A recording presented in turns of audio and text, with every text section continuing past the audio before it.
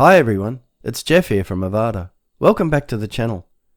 Today we're going to look at how to use the Avada Password Field Element. By the end of this video, you'll understand all the options in the Password Field Element and how to use it effectively in real-world forms like user registration. If you find this helpful, don't forget to like and subscribe, and hit the bell icon to stay up to date with all new Avada videos. Alright, let's dive in. The Avada Password Field Element provides a secure input field for collecting passwords in forms. This would clearly be very useful in a registration or login form. I have a registration form open here, and as you can see, I've actually added 2 password field elements to the form. Let's have a look at how this works. I'll just edit the nested column this is in, and then edit the password field element. The element starts with a field label and a field name. I have set the field label to create new password. This should clearly explain what the field is for to the user. The field name is next, and this is the internal identifier used by the system. This is what you'll see in submissions, email notifications, or other integrations. A descriptive field name helps you organize and use the collected data efficiently. This autofills from the field label, but you can of course change this to whatever you want. I've set this to be password. I've also made it a required field here, which I have also done for the second element. As this is required, there is also an option for an empty input notice, which will display if the user attempts to submit the form without adding anything into this field. So here I've added, "You must add a password here." Then there is an option for placeholder text. If you add this, it displays in the input area of the field. As I have a field label, I will leave this empty. Unlike the field label, the placeholder text disappears as soon as the user starts typing, which means it can serve as field guidance without taking up extra space. So in many forms you will see the label left unused and the placeholder informing the user what the field is for. Tooltip text comes next and can be very useful if further information may be required.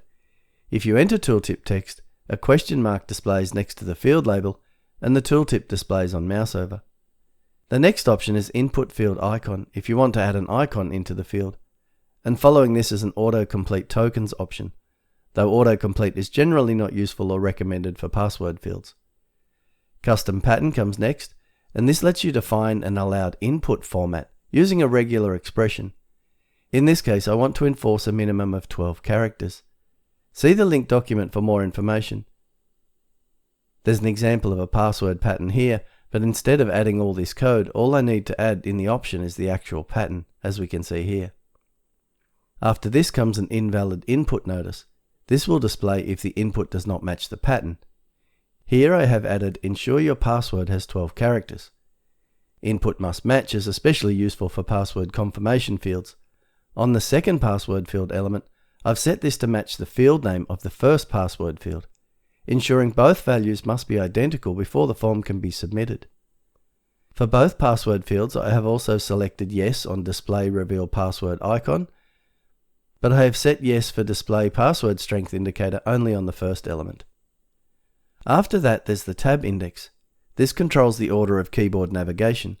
This is particularly important for accessibility, ensuring users who rely on keyboard navigation can move through the form logically.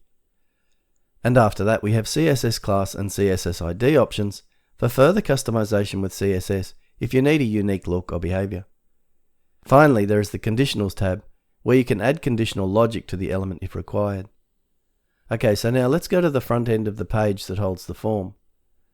I'll just add a username, and now it's time to enter a password.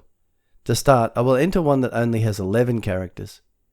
And we see the password strength indicator show up below. We can also see the password if we click on the reveal password icon.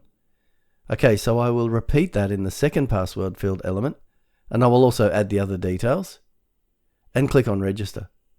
As we can see, we get the invalid input notice telling us that it needs to be 12 characters. So I will just adjust that and register again. And this time it works. This element then works in conjunction with a submission action. For example, if I go to form options and then submission, you can see a register action has been added here. If I edit that, we can see that the create new password field is being mapped here to the WordPress registration fields, allowing a user to register on the site via this form.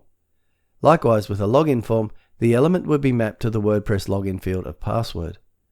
One other important setting can also be found in the action options. For registration and login forms, you can enable encrypt password, which ensures the password is encrypted when used in actions like database storage or notification emails. This is essential for security, and we strongly recommend enabling it for any form handling user credentials. For more information on element mapping and creating forms like this, see the How to Make Custom Registration and Login pages in Avada documentation and video, linked below. Okay, that's the very useful password field element. And that's it for this video.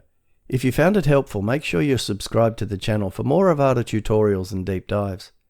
And if you have any questions or need help, feel free to create a support ticket. Our team is always ready to help. As always, thank you for choosing Avada.